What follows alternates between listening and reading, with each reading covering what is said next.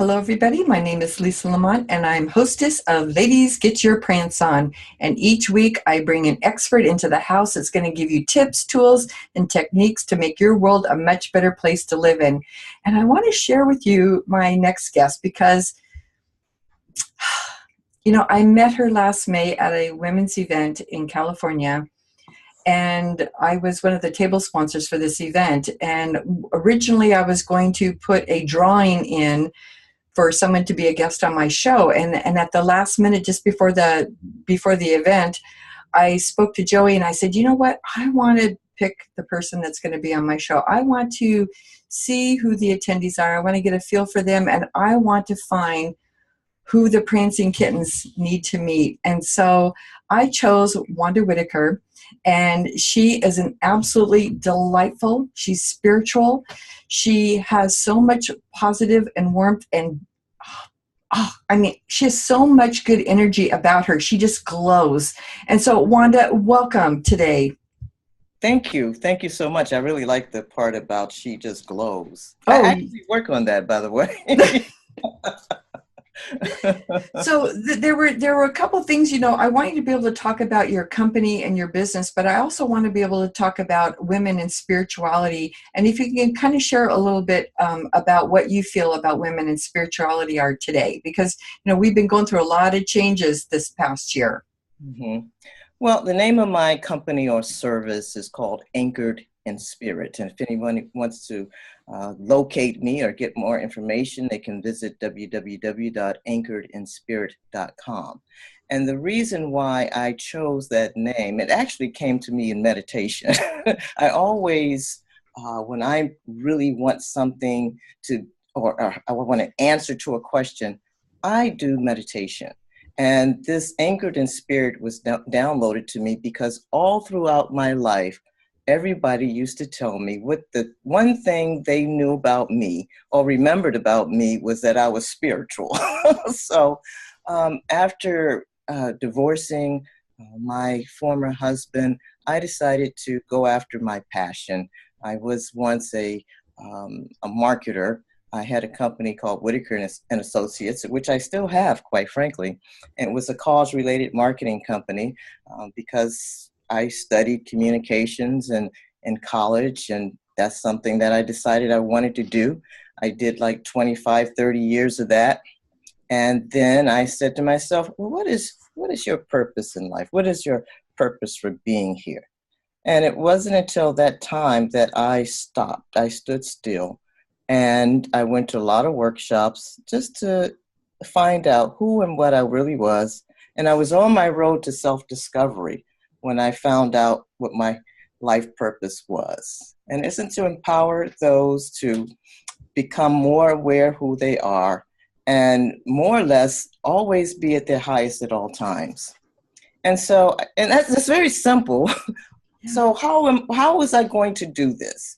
And so I decided, after taking some classes and workshops, I graduated or took classes at the Palo Alto School of Hypnotherapy.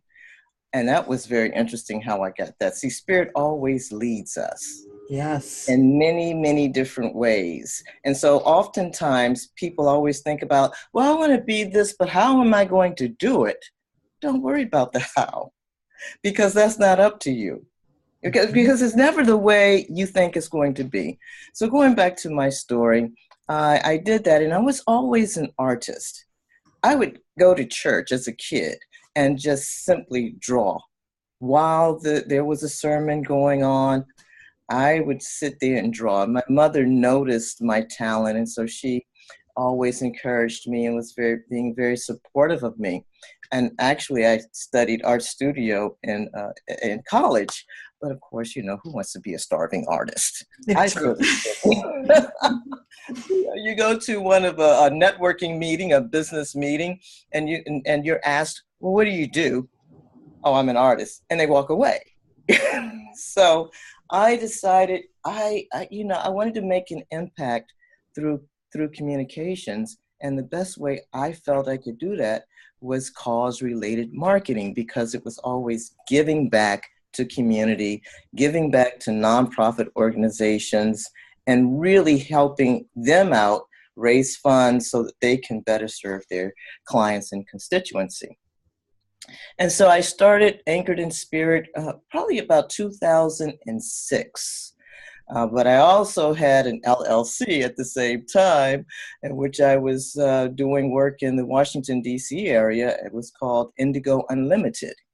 And I had about 3 or 4 members, and we would go and do a Living Green Mind, Body, Soul Expo.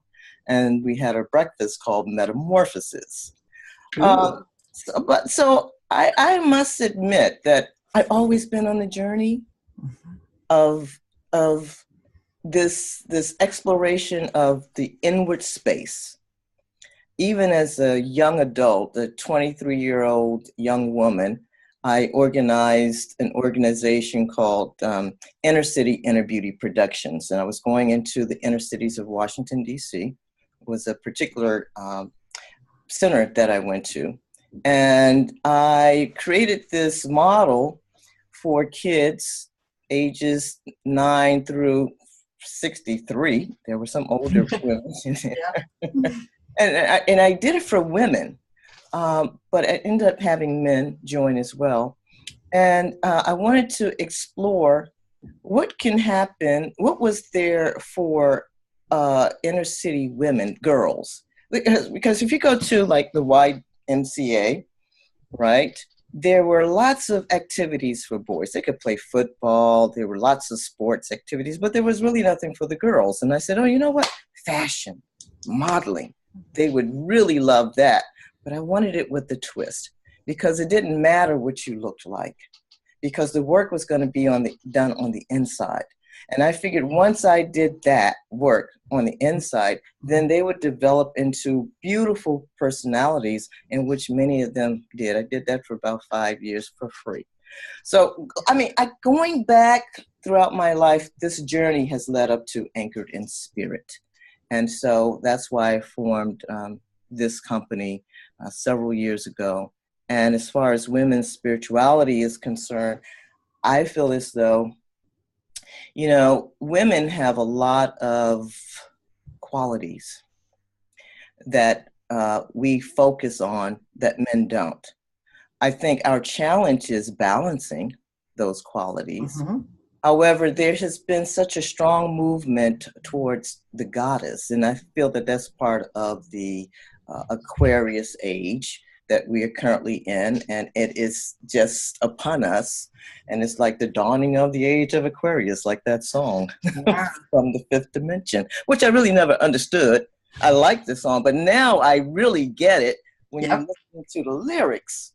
Yeah, I really understand it as a person that's more mature in spirituality.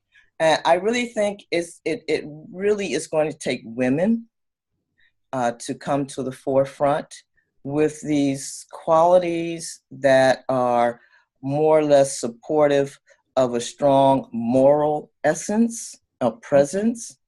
And we've got to be the strength and have the men following us and standing beside us, and not necessarily, you know, taking on their characteristics, because that's what generally happens. And however, spirit has always been, I believe, because we are inward. We are the ones who have the womb, per se, and you know, a child is born within us. And so we're the nurturers. We're the nurturers of humanity and of the earth. And I want to stop on that and just say that is profound, what you just said. I had to interject and just sit with that. That is huge. Absolutely. That is huge. And where did it start? Did it start with Adam, or did it start with Eve? I like this. I like this. You just don't know, not really, but the story will have you believing something, and that may not be a true story at all. Because without the woman, you cannot have human. So I believe that it starts with the women. We have a huge responsibility right now to change what's happening on the earth. We are raising our kids, and sometimes without fathers. Yeah. And so they're being influenced by who we are and how they see us. They're learning things from us as soon as they come out of the womb. They're being directed. They become part of the matrix. So the more knowledge we have about who we are, the better we can direct them to go inward instead of outward, and less attention on the material world and more attention on the non-physical world. I think it was Nikola Tesla who said something about that Yeah. in regards to really looking at the non-physical. And one thing, growing up in the 50s and the 60s and the 70s, the way that we were raised and the way we're raising our children and our children are raising their children, it just keeps evolving, and we become more and more aware. We can't help but become more aware. So can you talk a little bit about that, about the changes from when you were a child and what you see now today with the children, and what's missing for the people who are raising their children today? Well, well, number one, today's world is very different. It's much more fast-paced. Mm-hmm. We're bombarded with so many things and so many issues that are stress-related. There's so much stress in our world, having to balance the kids. If you don't have kids, it's the job. You know what? Just every day cleaning up the house. Yep. Those things, balancing the bank check. Well, it's not a check anymore, but balancing the bank, and running from here to there. So I believe the challenge that we have today has a lot to do with choices. Okay. Who are we choosing to be today? Now, if you go back to the women's movement, I believe that those things had to happen to us so that we could realize who we're wanting to become. It always goes back to the contrast, okay?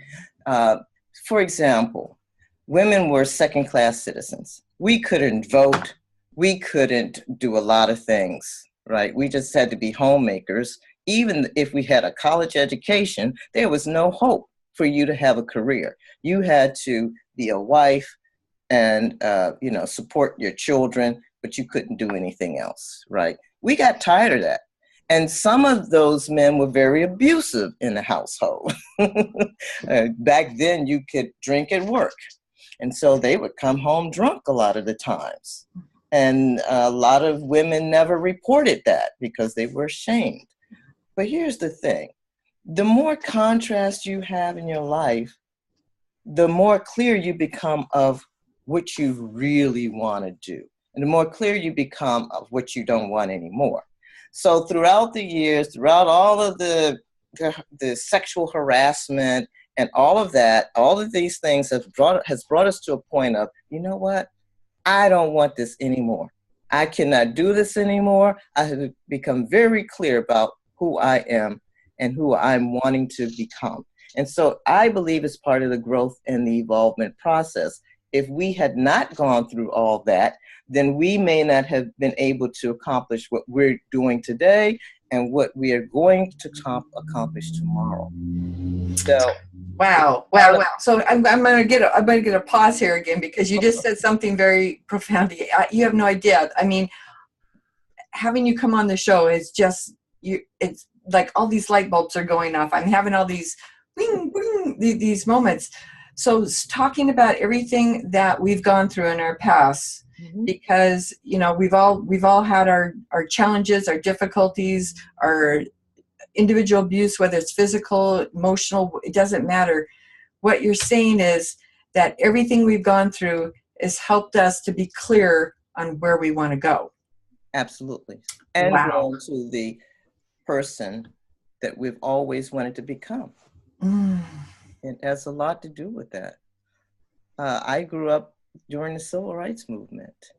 And certainly at that time, there was a lot of abuse going on. And I would look at television and see people getting beat up and, with dogs and water being sprayed on them. And I couldn't believe it. I just said, wow, how can people be so evil? Yeah. But there was a part of me that said, there are a whole lot that aren't. Mhm. You know, if you looked at the March on Washington, there were so many different. That wasn't true. It made me very clear, and others are very clear what they didn't want because they didn't feel good.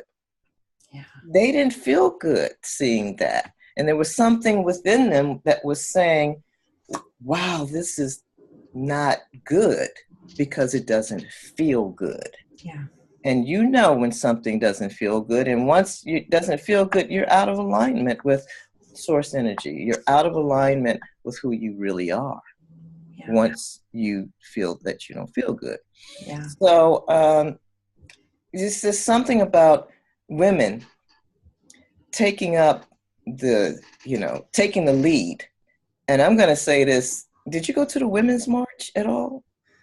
You were No, part. I didn't because I was doing something else that day. That weekend of the march, I actually had something. I can't remember what it was going on, but yes, but I've marched before. Believe me, I've marched against the war. I've done all of that. The war in Iraq, I marched on that and was yeah. Yeah, but I think protesting now is Yeah. ineffective. I really Yeah. think the evolution, the revolution is going to be of the mind. Yes. Yeah. It's not going to be an outward, go out and fight, get out in the streets and act crazy. No. That energy is no longer working for us. But one thing I did notice about the Women's March was there were thousands and thousands of women, some carrying carriages, and they had their babies, and everybody was so polite. And the Yes. energy was so strong with love, Hmm. compassion, and caring. And there was no negativity, there was no violence, not a stitch. Yep. The same thing here in Seattle. Yep. And will you tell people where you're from, by the way, too? Because you've talked about Washington, D.C., but you're currently not living there. Yeah, I'm living in Pacifica, California, right along Yeah. the coast. Yeah. I love nature, so and the You're coast you're is right you're for in the me. perfect place. I also want to share a little bit also about what it is that you do because you were talking about the DNA and numbers before we started the show. And so would you mind talking a little bit about that? Sure. One of the workshops that I took was called DNA Possibilities, and it was conducted by Margaret Ruby.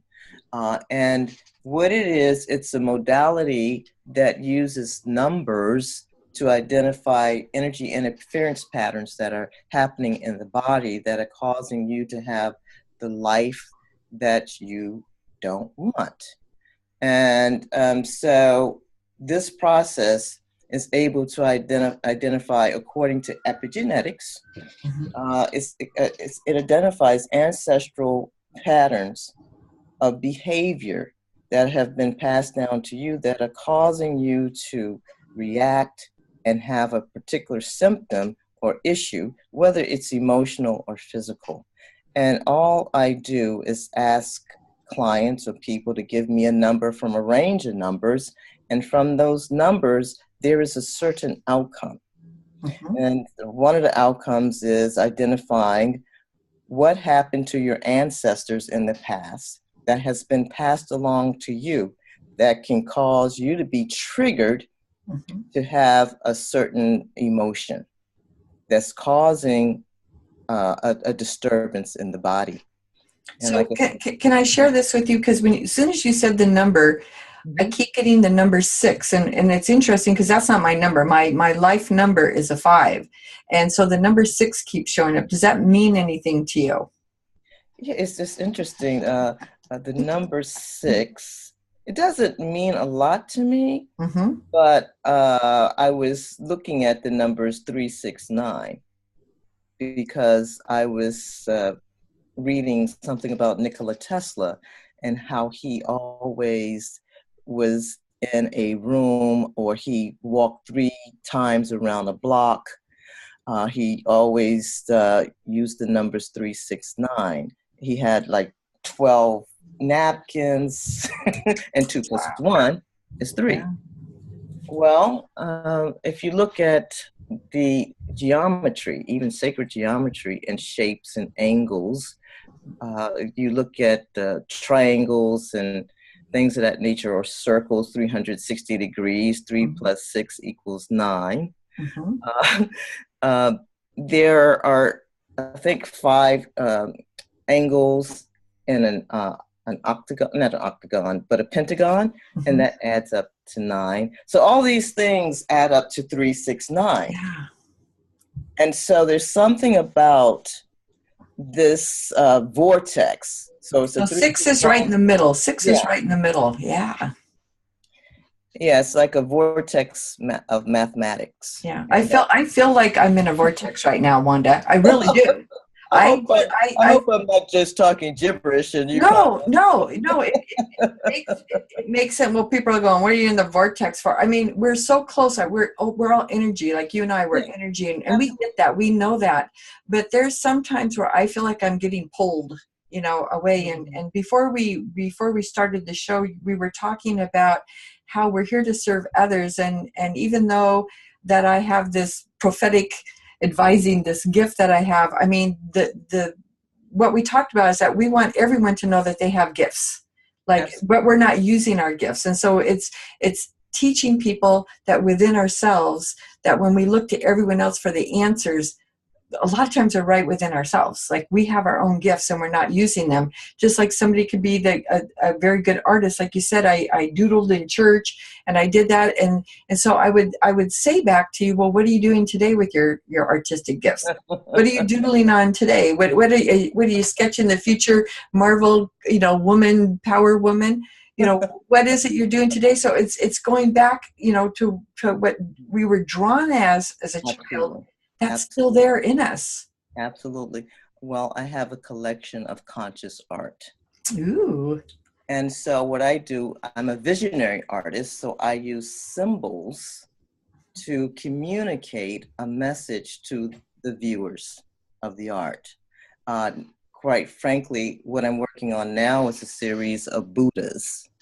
And so I'm creating these Buddhas. Many of them are huge Buddhas. 4 feet by 3 feet.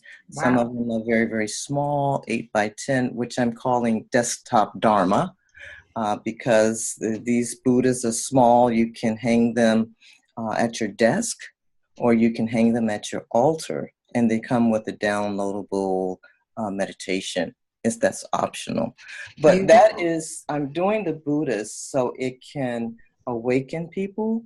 And basically is when you look at a Buddha, it just automatically brings peace, and it changes the energy in a room just by having it present. And all a part of feng shui. But just by that, there is a something that goes off within the person. And you kind of stay still even for that moment, because it's a trance-like thing. A Buddha is always meditating, is always contemplating, going inward for the knowledge. So I started that, and I do other paintings as well, but most of the time it has a metaphysical message to it. Yes.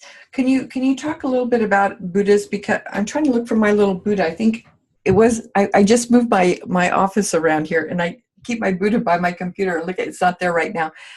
Can you explain to people who everyone knows Buddha, but they don't understand the spiritual aspect behind a Buddha? So if you could explain a little bit about that, that would be great. Now I'm looking all around like, where is my Buddha at? I'll just say this: Buddha has a certain representation, because Buddhism, to me, is not a religion.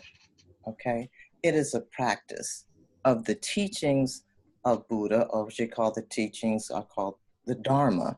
And basically, Buddha speaks about compassion. And that's one huge area that people need to really look at is, well, how do I have compassion? And it's always, the Buddha represents peace. The Buddha also represents, there's going to be some suffering in your life. Yeah. Right? And so don't ever try to get away from suffering, because it is going to be there. And if it wasn't, you would not be on earth. So how to overcome or go through the suffering. And Buddha also represents the ability to transcend. And that's why you always see like a lotus, the symbolism of the lotus, the ability to go through that darkness. Even though the darkness is there, you're going to transcend it and you're going to go beyond it. So those are just some of the simple things that represent Buddha and why I'm basically targeting or displaying and creating Buddhas. And you can even have a Buddha that looks like you too. I love that. So do you draw Buddhas in, custom for your clients? Like if they say I want, they'll meet with you and talk to you and just say create a Buddha for me, you're able to do that? Well, I'm able to do that. A lot of times this just comes through as I'm painting. But what I've done with a lot of my clients, especially art clients who want Buddhas, they want a Buddha that resembles them a lot of the time. So I will create a Buddha that resembles them. And they've given a lot of these Buddhas away to their, friends and family members as gifts. All I do is you send me a photograph, and I will create something that resembles that person. And I've gotten a really good response from that, as a matter of fact. And again, once you do it, and especially if no one knows about Buddha, they go look up Buddha. Yep.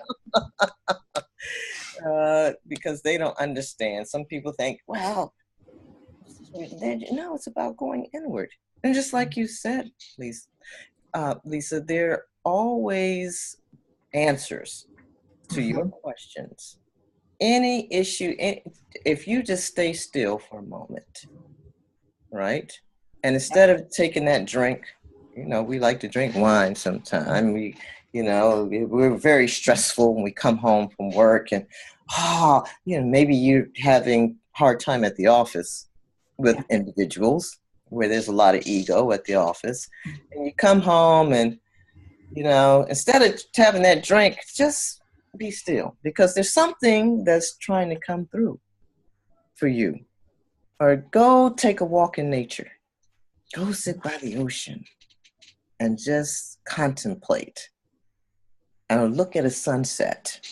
And that's when the answers flow through. And you have an aha moment. And all you're doing is you're being directed to do something, to take some type of action.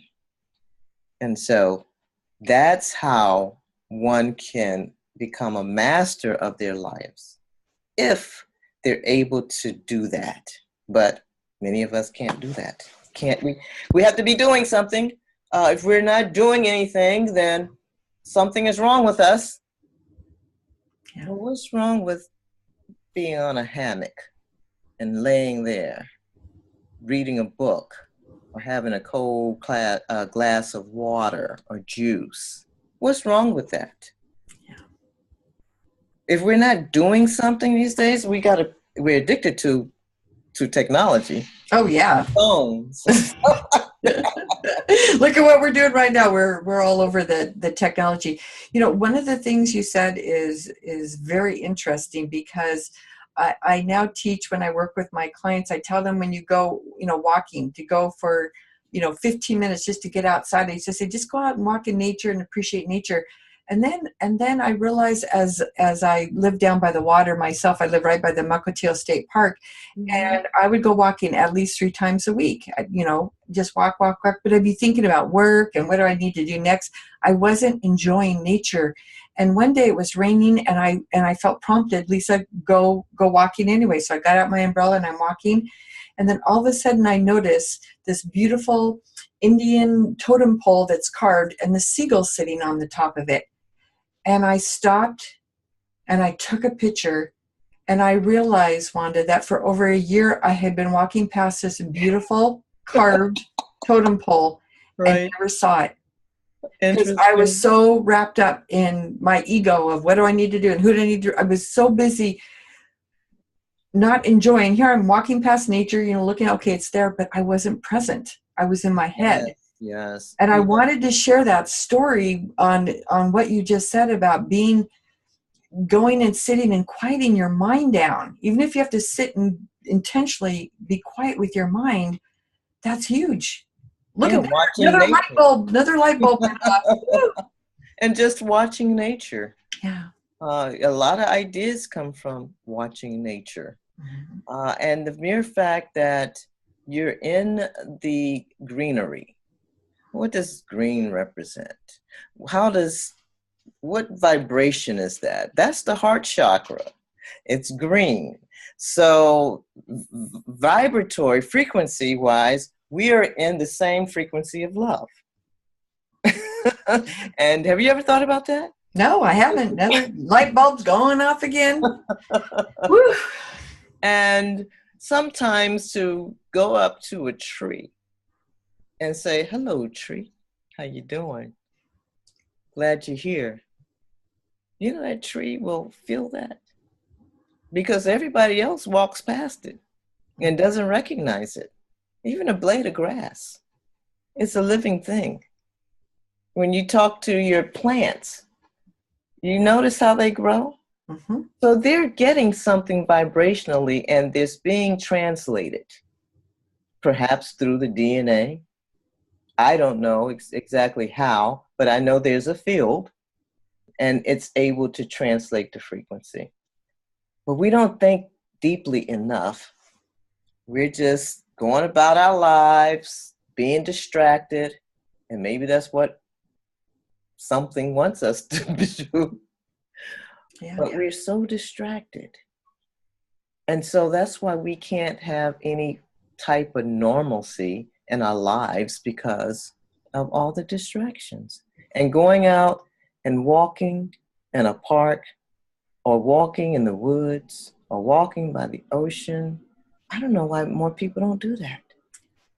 And even if you live at the city, there's beautiful parks within the cities. They have designated areas. When I worked and lived in downtown Seattle, we had the most beautiful parks. Mm-hmm. Mm-hmm. Or just watch a bird. Yeah. You ever watch birds fly in the sky? I've seen some play with each other, and I'm like, wow, they're actually playing with each other. Yeah. They're very smart. They're very, very brilliant. Wanda, it has been a pleasure having you on the show today.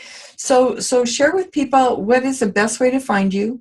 Who is your ideal client? Like, share with people a little bit more about your different businesses. Who's your ideal client and how can they find you? Well, my ideal client is anyone who wants to transcend, all right? Anyone who has a desire to overcome a particular issue, that wants to feel a certain way and wants more positivity in their lives, wants to transform from being from where they are to being someone else or somewhere else. Those are all my ideal. That's the basis for everything as far as a client is concerned. For me, that's what I seem to attract all the time. Well, that's going to be a lot of kittens out there, prancing kittens. And they can contact me. They can go to my website, www.anchoredinspirit.com, or they can also visit my art website, which is www.Wanda Whitaker, that's one T, WHITAKER, .weebly, WEEBLY.com. And you can see the gallery and all of my paintings. And I will get those from you to attach to the show. So when I do share the show, I'll have both those contact information. Wanda, it has been a pleasure for coming on the show. And I know I'm going to get requests to get you back next year too. So, you know, this conversation I feel needs to continue on. So thank you so much for coming on today. It's been a pleasure. It's been a pleasure. So we will be back next week. Everybody have a wonderful week. Bye-bye.